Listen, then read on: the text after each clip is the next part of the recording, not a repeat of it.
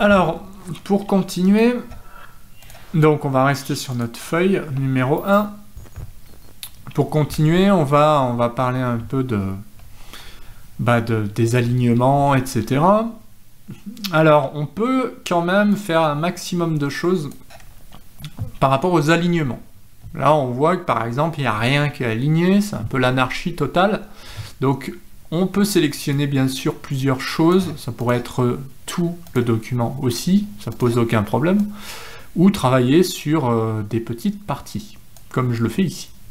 Alors, les alignements, c'est ici, hein. Donc il y a soit on aligne par rapport à la taille des lignes, mais là, on ne voit pas la différence, forcément.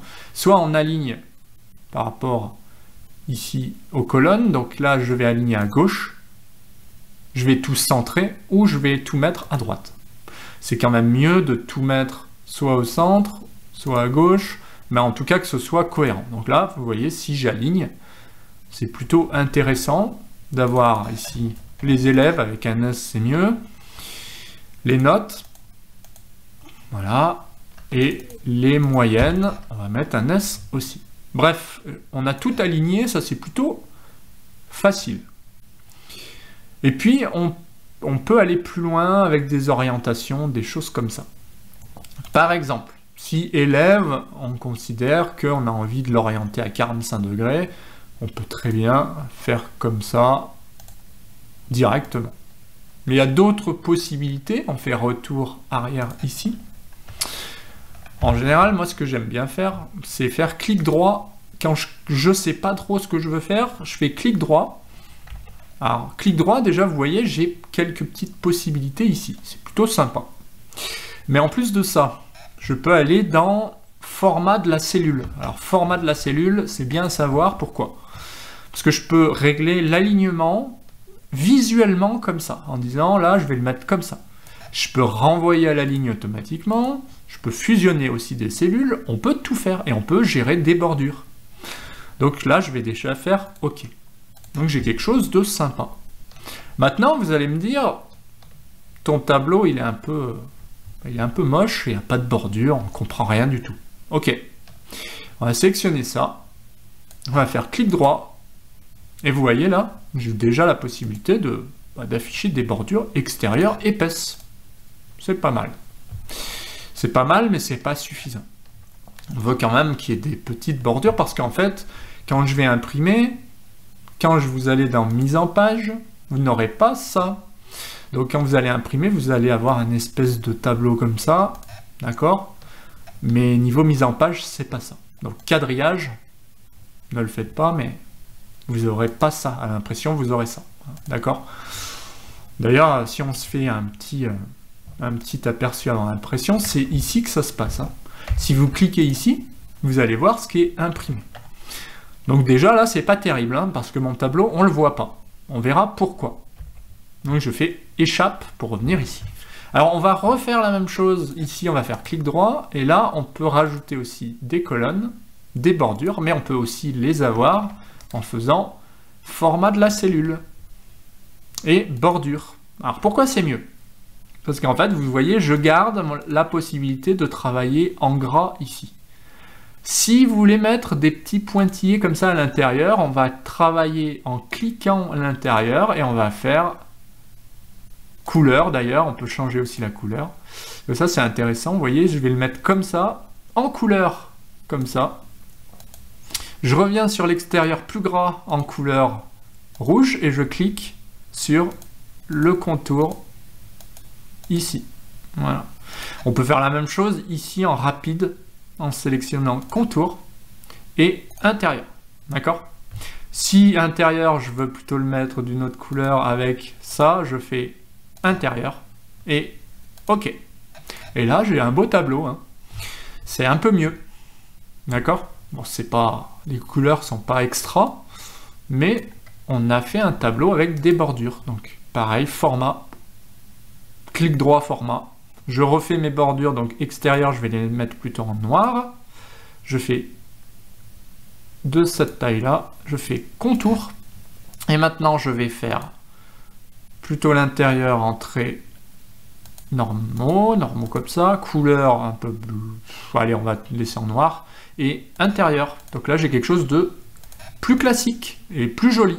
Donc je vais faire aperçu avant impression, je l'ai toujours pas. Pourquoi? Ben, on va le voir tout de suite.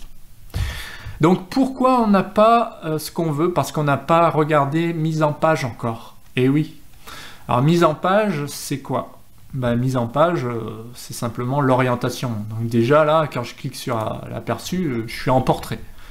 Ben, là, je suis en train de travailler en paysage. Donc pas étonnant déjà qu'il y ait quelque chose qui cloche. Donc orientation, paysage. Déjà, c'est beaucoup mieux. Vous voyez le pointillé ici là? Il a mis un pointillé tout le long. Ça veut dire qu'en gros, tout ce que je vais voir à l'écran, ce sera ça. Donc sans hésitation, je vais voir ça. Et ça, faut le savoir. C'est-à-dire que quand vous changez l'orientation, si par exemple vous avez une page 1, vous aurez ça qui sera visible. Si vous avez une page 2, vous aurez ça qui sera pris, etc., etc. Donc vous pouvez très bien vous amuser à faire ça en plusieurs pages, juste en vous mettant là. Vous voyez, mon pointillé, il va de là à là, donc de là à là. Donc j'aurai ça qui sera sélectionné. Donc je peux faire une première page ici, une deuxième page, etc., etc. Ou plutôt de là, là, là, enfin, à vous de voir. Et à vous de vérifier que ça apparaît surtout. Il y a aussi, par exemple, vous allez me dire, moi, je veux que ça. Bah, comment on fait? Comment on fait? Bah, simplement, je veux ça. Bah, je vais cliquer sur zone d'impression, définir. Hop, bah, je l'ai défini en amont. Et maintenant, j'ai ça. C'est plutôt pratique. Hein. En fait, là, j'ai mon truc à moi hein, pour travailler. Ça n'a rien à voir avec les élèves, donc on ne va pas envoyer ça aux parents. Mais là, là c'est plutôt pour moi. Et puis là, ça va être plutôt un tableau pour les élèves. Là, rien à voir. Hein. C'est deux exemples complètement différents en plus. Mais voilà, en fait, je peux définir cette zone d'impression en me disant, moi, ce que je veux imprimer, c'est vraiment ça. Je vais faire zone d'impression définir, et voilà, j'ai ça directement. Le reste, on s'en fiche un peu. S'il y a les marges aussi, si ça rentre pas, ou on peut jouer avec les marges. Mais là, vous voyez, au niveau de l'aperçu, bah, je suis plutôt pas mal, hein, puisque j'ai que ça. Et ben mon tableau, c'est ce que je voulais. Donc je vais bosser là-dessus, mais moi, il n'y a que ça que je vais imprimer et envoyer. Donc là, ça fonctionne tout à fait. Donc voilà cet aspect mise en page. C'est pas très compliqué en soi, mais il faut avoir conscience de l'orientation, de la taille aussi. Là, je suis en A3. Si vous voulez passer en A4, pardon. Si on veut passer en A3, bah, faut pas se tromper. Donc bien sûr, on va plutôt travailler sur A3, A4, mais ça peut être d'autres formats aussi. Hein. Alors, mise en page. Ça, on a fait un petit peu le tour. On peut aussi choisir un arrière-plan. Ça peut être une image. Ça va être assez mastoc. En général, on ne le fait pas comme ça, à moins d'avoir un arrière-plan spécifique que vous voulez toujours afficher derrière. On peut imprimer avec des titres, etc. Mais en général, on va utiliser que ces options-là. Donc, je retourne dans Accueil. Donc dans Accueil, on a vu déjà tout ce qu'on pouvait faire. Hein. C'est-à-dire que là, déjà, maintenant, vous êtes capable de faire ça très rapidement. Vous êtes capable d'ajouter des mises en forme conditionnelles. Vous êtes capable aussi de changer et d'ajouter des bordures. Si vous voulez aller plus vite, vous sélectionnez ça. Et là, vous gérez que des bordures, intérieures ou extérieures, etc. Vous pouvez vraiment aller très vite en utilisant ces options-là. Elles sont là pour ça. Et puis si vous voulez augmenter la taille de la police, soit vous sélectionnez ici, soit vous cliquez ici directement. Voilà. C'est moins précis, hein, puisque ça ira de 2 en 2.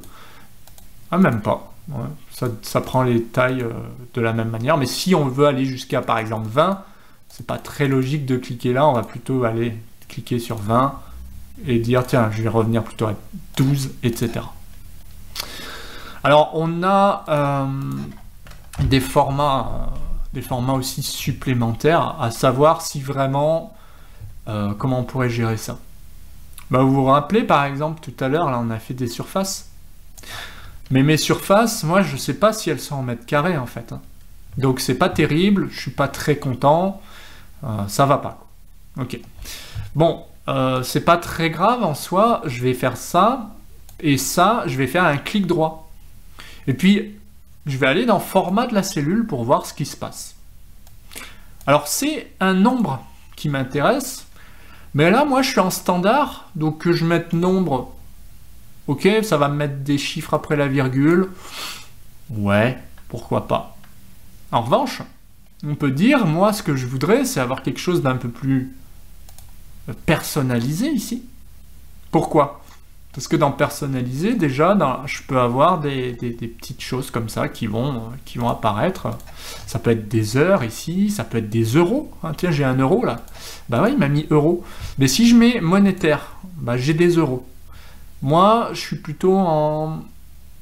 Ouais, je voudrais en fait une surface. Donc, bah, en fait, je vais me servir d'un standard comme ça, en 0, et je vais regarder un petit peu ce qui ressemble. Par exemple, celui-là, bah, il est pas mal puisqu'il y a des euros et il y a des virgules. Par contre, ce qui me plaît moyennement, moi, c'est le symbole euro. D'accord ? Ou alors, pareil pour les pourcents, etc. Donc moi, je voudrais plutôt ça, mais derrière, je voudrais qu'il m'affiche surface. Comment on fait ? Bah, derrière, le plus simple, c'est de mettre des apostrophes, hein, comme ça. Voilà. Et puis, on va écrire mètre carré directement derrière. Oups, je me suis trompé de bouton. Je recommence ce format. Donc, nombre personnalisé, standard, et puis on va mettre plutôt celui-là. Et puis, derrière, je vais écrire apostrophe, et puis je vais écrire mètre carré, et je ferme les... Pardon, guillemets. Pourquoi apostrophe? Les guillemets, hein, avec les doubles. Donc là, on ne le voit pas forcément. Donc je mets un guillemet, j'écris mètre carré. Le 2, c'est avec la touche du clavier, sinon on s'en fiche, hein, on peut écrire aussi ça comme ça, c'est pas un problème. Et on ferme les guillemets. Voilà. Voilà, et si je l'écris comme ça, c'est encore mieux. Et je fais OK. Et là, j'ai toutes mes surfaces déjà avec 2 chiffres après la virgule. Ça permet d'être un petit peu plus précis aussi. C'est plutôt bien. Et j'ai mètre carré derrière. Voilà comment on peut avoir des choses un petit peu plus personnalisées, ce qui est plutôt bien, il me semble. Donc si vous utilisez des euros, des choses comme ça, ça peut être... on peut se le faire ici, par exemple, test. Alors, 1, 2... Puis là, on va mettre 5, 10. Donc ça, supposons personne 1, personne 2, ou plat 1, plat 2. Je vais me dire clic droit, format de la cellule. On va faire monétaire, mais on pourrait faire pareil dans personnaliser. Et vous voyez, en plus, ce qui est pas mal, c'est qu'on peut avoir du rouge pour le négatif. Donc ça, c'est plutôt bien. Donc je vais faire OK. Si je mets moins 5... je crois qu'il peut me le mettre en rouge. Si je fais format, il faut que je clique sur celui-là, là. OK. Donc 5, moins 5, etc. Donc là, moi, je suis en négatif. Hein, donc j'ai mis moins 5, donc il me le met en rouge. Si je mets moins 10, il me le met en rouge. Si je mets plus 10, il me le met pas en rouge. Voilà comment on peut s'amuser avec les formats de cellules. Donc là... nombre négatif. Ah oui, alors il m'a enlevé le moins là en fait. Donc si on veut le moins, on clique là, et là j'aurai bien le moins. Ce qui est logique. Hein. Là j'aurai à moins 20 euros, plus 10, moins 5, moins 56 même. Et voilà. Donc là il me met bien le moins devant. Parce que là je le voyais pas, ça faisait un peu bizarre. Donc attention à ça. Hein. Dans format de la cellule, pas se tromper de choix monétaire, etc. Alors il y a une petite astuce. Pour les dates aussi, c'est assez pratique. Si je veux écrire la date, là par exemple 10, je sais pas moi, 2024, 2023. Voilà. La date, pas terrible. Je voudrais plutôt qu'ils mettent septembre. Je fais clic droit. Format de la cellule. Là c'est plutôt une date. Et je vais dire mercredi 14 mars 2012, ça c'est l'aperçu, hein. Mais en fait, lui, il va écrire 10 septembre 2023. Ok. Alors, c'est juste qu'il faut que j'agrandisse ici, je pense. Voilà, pour le voir. Sinon, on le voit pas, hein. Donc, dimanche 10 septembre 2023, juste en écrivant, je peux avoir la date exacte. Par exemple, ça. Dimanche 15 octobre. Si je change et que je mets 16, j'aurai lundi 16 octobre 2023. Plutôt pratique, non? Donc, clic droit, format de la cellule, et là, je peux changer le format. Je pourrais dire 14 mars, je pourrais choisir 14 mars ici, et ça, c'est l'aperçu, hein. C'est pas le 14 mars 2012. Évidemment, c'est comment ça va apparaître. Mais en fait, l'exemple, il est en haut, hein. Donc, mercredi 14 mars 2012, c'est lundi 16 octobre 2023 pour mon exemple. Voilà. Donc, une fois qu'on a fait ça, c'est super pratique. Et pour aller plus loin, dans les formules, on pourrait dire aussi, insère-moi une fonction de date et heure en me disant aujourd'hui. Aujourd'hui, c'est quoi? C'est la date d'aujourd'hui. Mince. Pourquoi plus 17? Parce que j'ai cliqué ailleurs. Ok. On va recommencer. Une fonction. Voilà. Alors, je supprime, je recommence. Insérer une fonction. Aujourd'hui. Ok. Ok. Donc là, en principe, il me met la date d'aujourd'hui, c'est-à-dire, où elle est sur mon ordinateur, 25 septembre 2023. Super. Si on était le 26, il me mettrait le 26. Et ça veut dire qu'à chaque fois que je vais ouvrir mon document, on sera bien lundi, mardi, ou etc., etc., la bonne date, le bon jour, et ça grâce à la fonction automatique aujourd'hui. Donc je vous le refais. Fonction, ça peut être l'année, vous mettez l'année, tu me mets la date d'aujourd'hui, tu me mets une date, etc. Donc tu me mets que le jour, voilà. On peut vraiment mettre ce qu'on veut. En général, on va utiliser aujourd'hui, c'est vraiment la date et d'aujourd'hui, d'accord? Tu peux aussi, tu peux me mettre aussi l'heure, par exemple, c'est l'heure actuelle, ok. Voilà. Alors là, non, c'est plutôt à moi de lui donner. Je sais pas s'il y a un équivalent aujourd'hui et maintenant. Peut-être maintenant. Maintenant, ok. Ok. Voilà.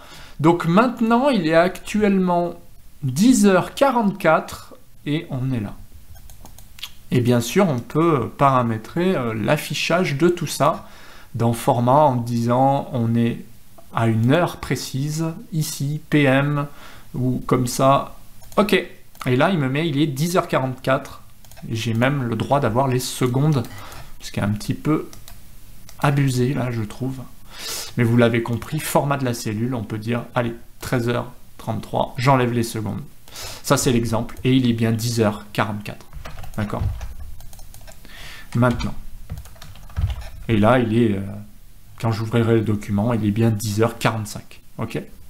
Donc, l'heure, ça va toujours changer. Donc, c'est pas forcément intéressant. En revanche, la date, ça, dès qu'on ouvre le document, on a la bonne date. C'est plutôt sympa.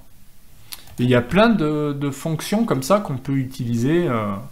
Ça peut être, par exemple, qui a dessiné, qui a fait le tableau, etc. Je pense que si je fais toutes, dans rechercher, là, on peut faire une petite recherche. Donc, par exemple, auteur. Voilà. On peut voir si on peut pas mettre une personne, par exemple. Alors là, je l'ai pas trouvé, mais je sais pas trop. Si je fais toutes, est-ce qu'on a quelque chose qui ressemblerait à l'auteur ou je sais pas. Donc, à vous de chercher. Il y a plein de choses à faire. Moi, je l'utilise surtout... avec la fonction aujourd'hui, hein, c'est super pratique. Mais voilà, on peut vraiment faire énormément de choses dans Excel. On le voit, hein, c'est pas très compliqué. Une fois qu'on comprend qu'on peut utiliser un maximum de choses. Et voilà, donc vous êtes maintenant beaucoup plus à l'aise, je pense, avec le logiciel.